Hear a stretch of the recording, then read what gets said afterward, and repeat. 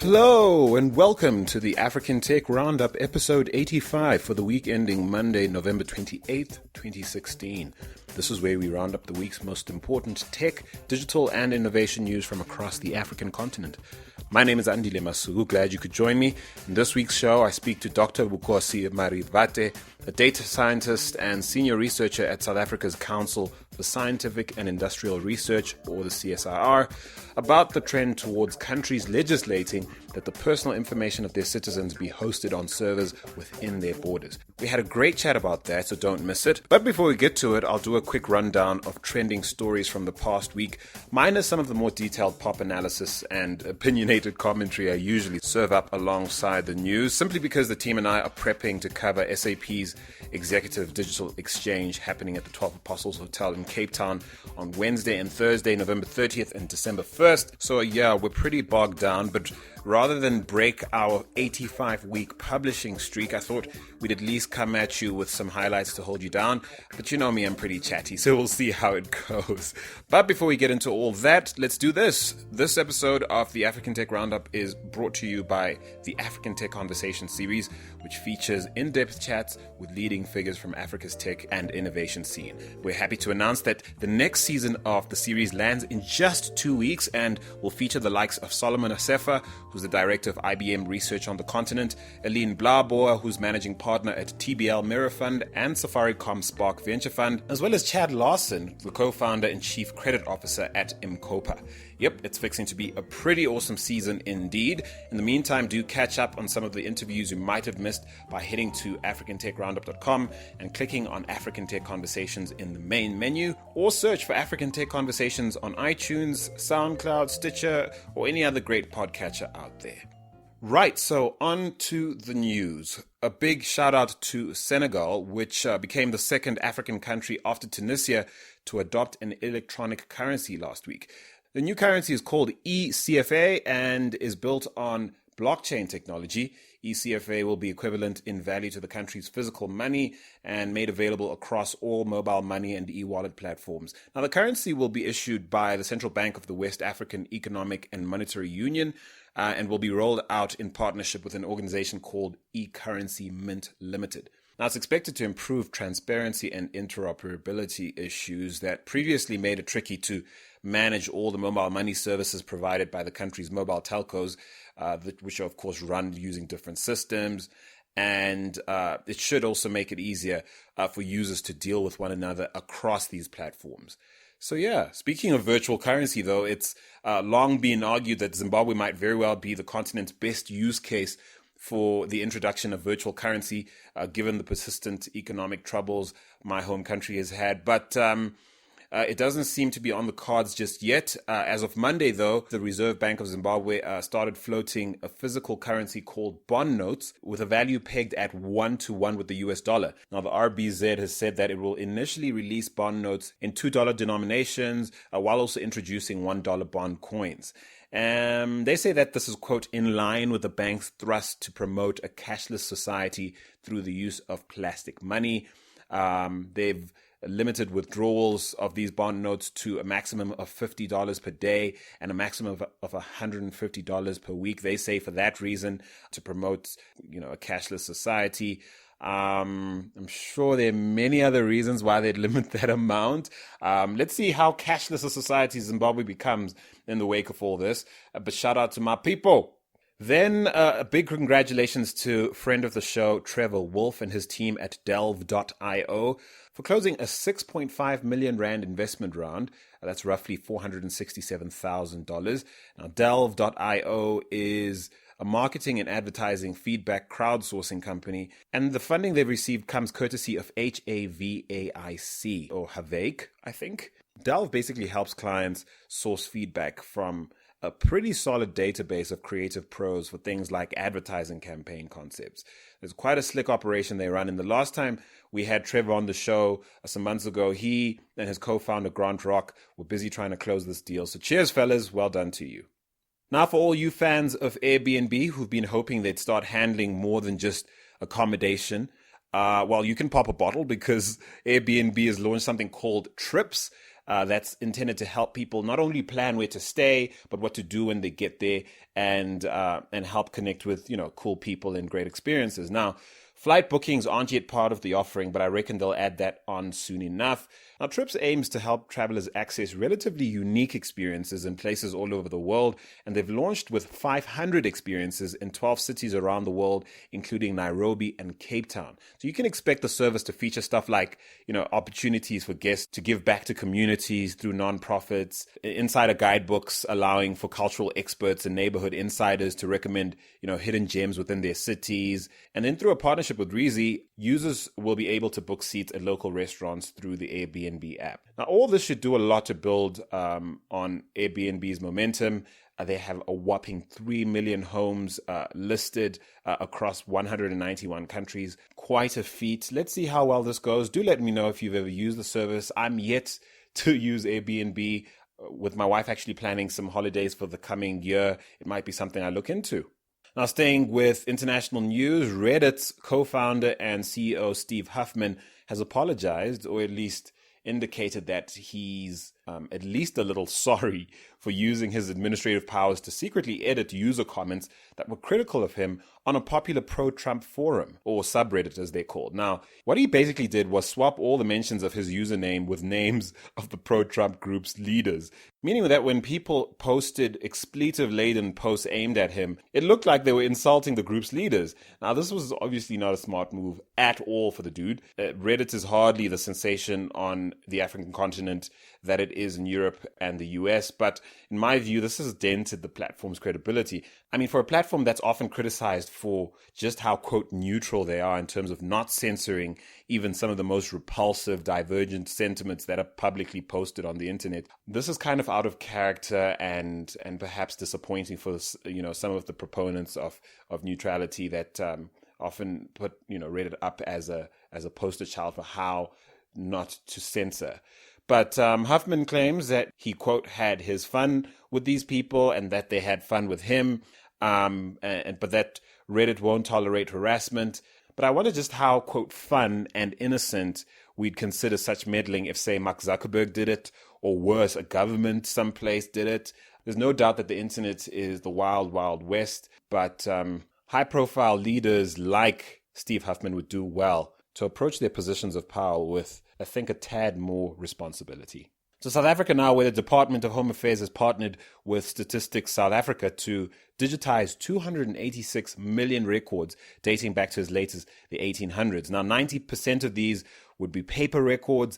We're talking everything from birth certificates to marriage certificates, ID applications to death certificates. Now, it's said that birth certificates will be prioritized, and we're talking something like 110 million of these. So the government aims to digitize 5.8 million birth records a year. They want to introduce efficiency by creating a centralized database that can be accessed from anywhere in the country, and of course eliminate the now exorbitant cost of maintaining these paper files. Certainly sounds good to me. Staying with South African tech news, Amazon is rumored to be in talks to acquire the Dubai-based online retailer Souk.com. That's SOUQ.com for about $1 billion, and a deal that would give Amazon a giant footprint in the high-growth Middle Eastern market. Now, why do we care? Well, only because Souk.com is partly owned by Tiger Global Management as well as Naspers.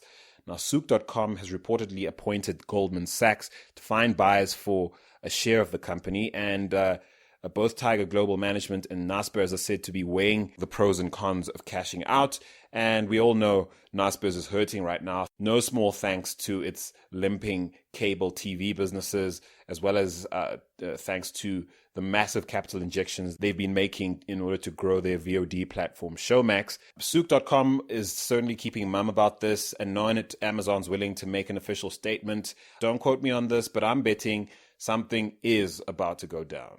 Now, staying with South African news, you remember South Africa's hashtag Data Must Fall campaign, right? You know, the public outcry against South African mobile telcos allegedly overcharging customers for data.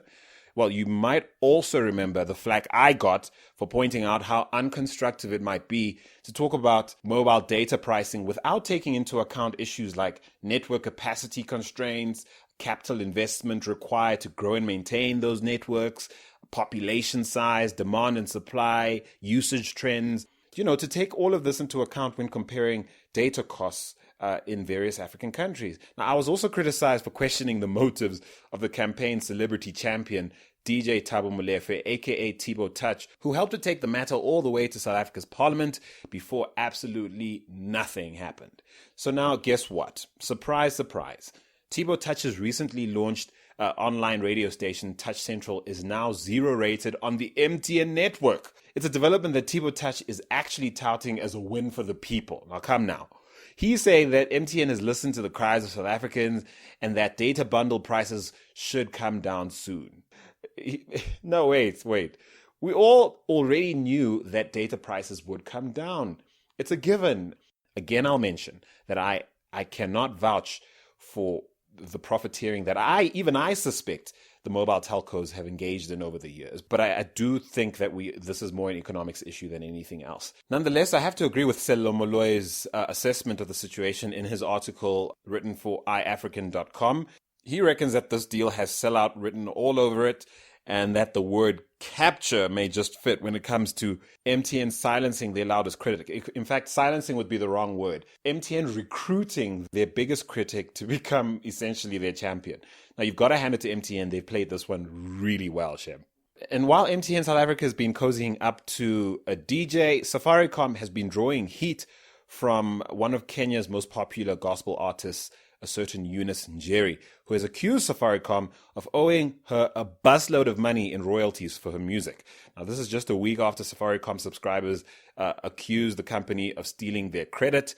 Now, Njeri recently took to Instagram, posting a payment log amounting to 30 million Kenyan shillings, which is just under $300,000 in royalties, which apparently haven't been paid to her every month. Now, I have to admit that I'm a little unsure, given her post, as to whether she's being stiffed by Safaricom, or perhaps there's something dodgy going on between, her management, or perhaps her label. But here's my suggestion, Safaricom. Capture the lady with a lifetime ambassadorship, LeBron James style. Or just pay up if you actually owe her money. How about that? To Cameroon now, where the government has launched a campaign against social media, which, according to the government-controlled daily The Cameroon Tribune, is, quote, fast becoming a threat to peace and a secret instrument of manipulation, unquote. They're claiming that social media is being used for, quote, character destruction, destabilization of public opinion, and defamation, among other things. Okay. So, the newspaper published a special edition entitled "The Downward Spiral of Social Media Has Reached Alarming Levels." And in this special edition, the newspaper claims that social media can be dangerous for society if no measures are taken to scale it down. The newspapers also said this is especially true with elections fast approaching, and with that, the potential for people with political ambitions using social media to fight their opponents. I'm trying to grapple with why battling a political opponent on social media might be a bad thing. But okay, so let me just follow this through. Now, you remember how I asked if Facebook contributed to the successful campaign Donald Trump ran to become president of the United States? Well, to me, this story highlights a flaw in my own reasoning when I argued that Facebook did in fact assist Trump to win. Look, firstly, I'm clearly biased because I never once questioned the legitimacy of social media when it helped Barack Obama into office, for example. So clearly this is also a matter of a candidate that I probably would have preferred not to become president, having become president, and then looking around to see who to blame. Okay, so that I have to admit. Look, you can still argue the fact that in Obama's case, it's not as though fake news promoting his agenda was a big factor in getting him elected. I guess we have to be honest about the fact that we probably wouldn't be as critical of Facebook if the candidate we wanted to win had won. And in my case, it's not that I was rooting for Hillary necessarily. I just wasn't rooting for Donald Trump. Here's the more important issue for me. How fundamentally different is the call being made by Cameroon state-owned TV and print media to regulate social media to the calls to regulate platforms like Facebook, Twitter, and Reddit? I don't think there's much of a difference.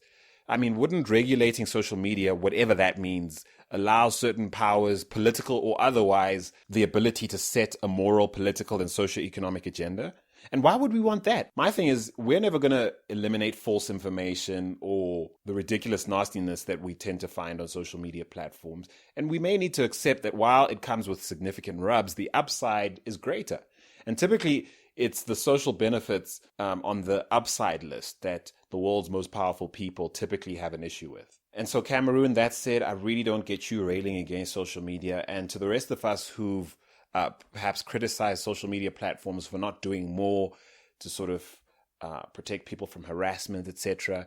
Maybe we need to start thinking about how far the pendulum could swing in the opposite direction if we lobbied for, regulation of social media in any shape or form, because it could very well swing in a direction that we don't anticipate or like. And so that's the week's news, folks. As promised, I'm going to share a chat I had with Bukosi Marivate, a data scientist and senior researcher at South Africa's Council for Scientific and Industrial Research, whose comments on Twitter about last week's coverage of Russia's decision to block LinkedIn for not abiding by Russian law demanding that personal information of citizens be hosted on servers within their borders, that led to a lively exchange on social media. And as if on cue, some legislation has been passed into law this past week in the UK, which now requires internet providers to keep a full list of internet connection records, or ICRs, for a year and make them available to government if and when it asks. Now, government entities like the police, the military, the Secret Service now have unprecedented access to personal information of UK citizens. And that includes a very long list of bodies like the Food Standards Agency, the Gambling Commission, the National Crime Agency, as well as Revenue and Customs. So among other things, Bukosi explains why, in the context of such developments, Russia's move to block LinkedIn might be understandable, and how, for better or for worse, it's likely to influence lawmakers on the continent to push policy in that direction. Take a listen. Bukosi Marivate, or should I say Dr. Bukosi Marivate, you forgot to tell me that I needed to bring a urine sample and a blood sample, because flippin' heck, that's all they didn't ask for at the entrance there, man. The security is hectic up in here. Yeah, we have a lot of different units at the CSIR, and some of the things that people work on here is either top secret, classified, and at the same time, I think parts of the CSIR is like a national key point, so people have to be authenticated. We need to know who they are. So yeah, normally it's just your ID, not any. If somebody did ask you for bodily fluids, No. So I can ask them what they were doing. So I'm kidding. Everyone listening to this, guys, you don't need to bring a vial of something in your car when you come visit. But man, better have some ID and come early if you've got an appointment, because clearly they're not going to let you in jail. Yep, that's true. So yeah, I'm walking up the stairs to your office. Firstly, the campus is beautiful. It really feels like a university campus I grew up on in the Philippines when I was much younger. So green and it's kind of layered and all. So it just feels like there's a lot happening. It just feels like right? I haven't been inside any of the buildings or anything. I'm just driving around, and it feels like a lot of smart people solving a lot of important things. And then I meet you outside, you bring me inside, and you're pointing to that building over there across from you guys here. Apparently there's stuff to do with home affairs and just give me a sense, give a sense to someone listening to this, what the vibe is when you drive onto this campus, what you see, the sights and sounds. No one seems to really know what the CSR does, actually. Yeah, so the CSR is a research organization, so it's a government lab, basically, made up of different units and groups in here who work on different problems. The Pretoria campus, where we are right now, is the largest campus in the country. There's campuses in Durban, in Cape Town, in Stellenbosch. I used to work when I started, actually, in the one in Joburg, in Emerentia. The CSR's main mandate is to do research that's applied to improve the lives of South Africans. Where we are right now, in terms of my office, it's in a unit. There's like a couple of units at the CSR. This unit is called Modeling and Digital Science, and given that word, we do a wide array of things that's basically doing some kind of, at the end, you're modeling. So one, we have three major areas: information security, which is kind of why you're here, advanced mathematical modeling, and mobile intelligent autonomous systems, which MIAS, which is actually robotics. So the building you're in is split up into that. You're on the side that's mostly information security, which is kind of network and data security, and biometrics. So the biometrics guys actually work with Home Affairs, and they help come up with the spec for the current smart cards. In the information security, we also have a group here which works on data science research and machine learning research, and also applications of data science to government problems. And so I'm here, as you alluded to, because of information security. We had this conversation. In fact, in last week's episode of the African Tech Roundup, we covered the fact that Russia basically shut down LinkedIn for not abiding by their laws regarding having Russian citizen information or personal information hosted on Russian servers. They shut that down. I guess they started with LinkedIn because they're pretty much a runt as far as social media platforms are concerned. I have a feeling they're coming for the likes of Facebook and others. But and then I put out there, I'm not so sure. I haven't really applied my mind to thinking about whether this is an overreach, and as far as Russia, flexing its sovereignty or not. You reached out on social media and were like, well, you're not so sure it's an overreach in the context of, the European Union, members in the European Union doing something similar. You sent me an article, which was fantastic. One I can definitely recommend. We shared it on our Twitter. If you want to check it out at African Roundup, just find it there. A Computer World UK article that enlightened me to the extent to which EU partners are going to protect the data, well, quote unquote, we'll talk about this, quote unquote, protect the data of their citizens. So in your mind, it's only fair that Russia does the same. So it's not about defending country or not. So especially where you are right now, we look at information security from the side of a citizen. Right, you can look at information security from the side of the government, and that's kind of different. For us, we have our colleagues who work on the other side of the hill at the defense part, who might look at information security from the side of government or kind of law enforcement. So when you're doing that, you kind of have to start thinking, if you have your personal information and you share it with somebody, how does the government make sure that it has policies that it protects individuals? So let me give us a simple example. When I was studying for my PhD in the US, because I was living in the US, and I would sign up for services like my cell phone contract, for example, and I was with a specific network there, and their systems got breached. Because of the laws that apply to the United States and that company being there, they had to either find ways to compensate me if there was actually going to be any losses that I suffered, and to also try to figure out how to protect me. So a lot of times breaches happen. If you hadn't noticed before, in America, people get free personal information protection. There's companies that do that type of stuff, and that kind of response from companies is only available if your local laws actually apply to them. So now if I think about South Africa, for example, and your information got breached for whatever service that you're using, and that service is actually based either in Europe or in the US, you don't really have recourse. You've done an excellent job of not taking sides in the matter, but also just pragmatically showing why it might benefit a citizen of any country that their government shows initiative in trying to protect their data security. I suppose it's difficult to discuss these issues without, global politics filtering into the matter. And of course, this is Russia we're talking about, and perhaps not, Sweden or Norway or some country that we don't associate with like a politically heavy presence in global politics and that kind of thing. But let's put that aside, because I like the train of thought you're giving us. So let's assume Russia follows through, and it's clear that they have the intent to follow through on this mandate to see that this law is abided by. They insist that any foreign company that has Russian citizens on their database host that content on Russian servers. What is the implication from a safety point of view outside of, a recourse if there's a breach? What benefits are there to a citizen? What benefits are there, say, to the country as a whole? Again, I'm going to use a South African example. Within this. So we just had the Protection of Personal Information Act be signed into law by President Jacob Zuma, and it's got specific things about what should happen in the data that you collect, and how you should, you are responsible for securing it as a company, and you should collect only the things that you need to collect and nothing more, kind of thing. So if something were to happen that contravenes that, for me as a South African, I wouldn't be able to go to these multinationals and say, hey, you contravened this act in South Africa. Can you please fix it? And maybe another anomalous thing would be what happened when it came to kind of online shops. Remember before, you didn't get VAT charged.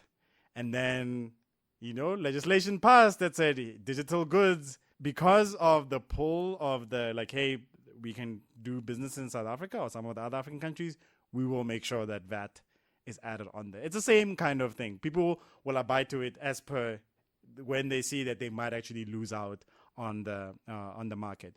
And for a lot of the African continent, there's a lot of users on these platforms. And why aren't we then working towards actually having a discussion, which is something where I have not yet seen, even within governments in South Africa, to discuss how you bring in and say, hey, make sure the data is locally there so that we can then actually, if there's local laws, those actually apply to you, because if we know there's been breaches and every time they're announced, we look at them and we think they don't affect us, but they actually do, we would want to make sure that our citizens are protected. On the other side, which is the flip coin, the flip of the coin of this, is we could look at a country like China, where a company like Google decided to pull out. So if we're saying that maybe a government like Russia could go too far, but you had Google pulling out of China for the reasons where it was like, okay, it's fine that you want to have local restrictions, but the restrictions go further than what we as a company, being Google, are willing to go, and would rather completely cut off the relationship.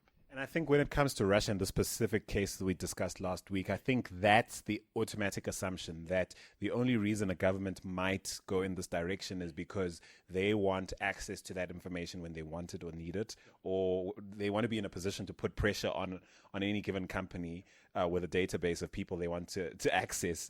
They want to be able to have access to it at any given time. But it's not, I suppose it's not fair to assume that's the case, because you've already made a decent case for why it's in the best interest of the citizen. That said, I do sense that governments around the world, particularly in developing nations, particularly on the continent, I think governments are around this LTE and 4G wave and this debate around licenses and dispersing them. In South Africa, the white paper, the ICT white paper, and etc. I think governments are beginning to realize that they missed the boat maybe on some level in terms of participating in the growth of mobile, which really has been the most, I think the mobile telcos on the continent now possess arguably the most valuable data sets on the continent, and governments are on the outside of that to some extent, with no paperwork that allows them or holds these people to account perhaps to the extent that we should. And I suppose Poppy, in the context of this law that has come through in South Africa, is a start.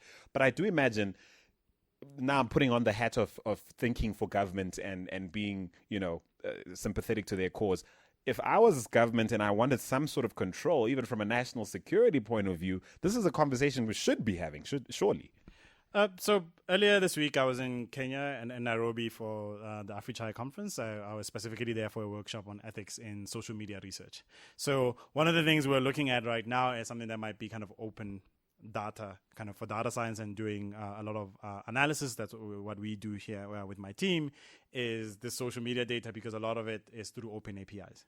But at the same time, we have to discuss what are the ethics and the things we should be following in order to not do harm, and also protect the individuals who are within there. Because most of our analysis, we're looking at the group, the population. We're not actually looking at you. But at the same time, you can think about it and say, well, on the other side of this thing, you can do mass kind of surveillance. So now if we take social media to its limit, you've got the mobile telcos, because they've got all of this data. Some of them, it's also, they also have access to payment systems where they know where there's mobile money and all those things. And that's a lot of information about people. Pretty much the only thing they don't have is your blood sample. They have a lot of that. And there again, yes, you are hoping that the discussion within government, it's about how do we set put together legislation that allows them to operate freely, meaning that the innovation continues and all that stuff, but then make sure that citizens also are protected from any unscrupulous behavior that might happen. Because I don't think things always start because somebody had bad intentions. Somebody might go and say, we want to build this new service. It's going to be great for why reason. But then 5 years down the line, it's being completely misused by some other people within that company. And then that's when the thing leaks out and everybody feels like, oh, that's evil and all those things. But there must be ways that when those type of things happen, that we can go back and say, how do we fix this? And at the same time, you must make sure that the companies themselves go through procedures that actually secure. So it's the same thing as in South Africa, phone numbers. Like one of the things that we hope Poppy will sort out is, I don't know how many calls I've gotten today from unsolicited from people selling me stuff. All right. And I will talk to MTN, who's my service provider, and say, please remove me for all of your lists or whatever it is. Every time somebody calls me, I say, but it never stops. I believe some of it is coming from the network operators. It's not just... It's definitely a revenue stream for them. You see, exactly. And now it's a question of, fine, you can make money out of this, but does the user even know? Really, it's fine if you say it's in the fine print, but do they understand that you're saying you're going to sell their personal information to third parties? And if we were to go outside CSR and stop by the traffic light and ask 10 people who are just walking past, I'm pretty sure none of them will say they understand that that's actually what was going on when they signed up for a service. Sure. So help me understand, practically the implications of, say, African nations following the footsteps of what European nations have decided to do and what Russia is clearly deciding to enforce in their country. If we were to attempt to go toe-to-toe with that, what would be some of the unexpected practical implications on day-to-day life, maybe from a startup aspect in terms of the complexity of just starting something that needs to adhere to government principle or government laws? Would it have a knock-on effect on the attractiveness of this market as a destination for multinationals who are looking to do business here? What sort of things, pain maybe early on in the short term, might we expect if Africa goes in this direction as well? So I can't speak as from the law perspective. I'm not a lawyer. And then two, also the other one might be public policy. I think those type of people might be better suited for this. I can take a stab at it as saying that, one, it might be very interesting to see, you hope somebody like the AU would be the ones leading of saying, let's standardize the terms across the continent. Because if we do that, it's easier. People, companies coming from outside don't need to deal with localization, local different variations of this thing, and they'll just say, yeah, we know that we're dealing with a block, African states, and this is how they deal with things. And that's why I think also the EU went in as a block to say these are the laws about personal information, and so as a block, because you just need to look at that one legislation and then you know how to move forward. There might be ramifications for companies that store the data outside the country and might also be using that loophole of saying the person signs up for the service. We tell them that the data is going to be stored in a server in the US. And as such, we absolve ourselves from any responsibilities to local laws because we don't store anything on a South African server. Okay, so now you've actually answered a question I had in my head as you were speaking. I was like, what is the biggest motivating factor for companies not to, aside from the cost, of course, it must be just a mission just to have servers all over the world. But aside from the cost, why wouldn't companies be doing this anyway? And you've started to answer that question. Yeah, you could have. That's I don't want to say that's exactly what might be, because I would have to go in through legislation and say, does it absolve you? Some might say, as long as a company's headquartered here, it doesn't matter where the data is. You still abide by local law. But some places you might find that that's the case. I'm saying other countries on the continent, you might find that's the case, that it absolves you of the data responsibility, your security responsibility, because you're saying, I don't store anything on here, or it's stored on Amazon, and I shouldn't worry too much about it. You have to be very careful about that. Also on the side, I think as an entrepreneur, if you're building something, because it might just be a matter of time that something then does come in, and if you didn't follow proper procedure, you still might get bitten. Like, I'm actually trying to think of a startup concept that wouldn't require some form of database storage of personal information. I'm having a hard time thinking of a startup concept that wouldn't involve that. and that's exactly the case, right? That it's become it's the norm now that you're going to be collecting some information. I had a very tough time in the morning today. I'm going to throw trying to connect to the like one of the free internet hotspots today, and they had a thing where initially I just used to be able to just connect with my my email, and I have an email that I just use for things like hotspots that don't identify me further on. And then now they put in a requirement that they want the phone number to do that. And it was very like I looked at it. It was It was very clever. They ask you for the phone number and say they're going to send you a text to do authentication, but they actually don't. So just by saying go through, it then says, yeah, you're fine, you're going through. But then you can see that's a little trick.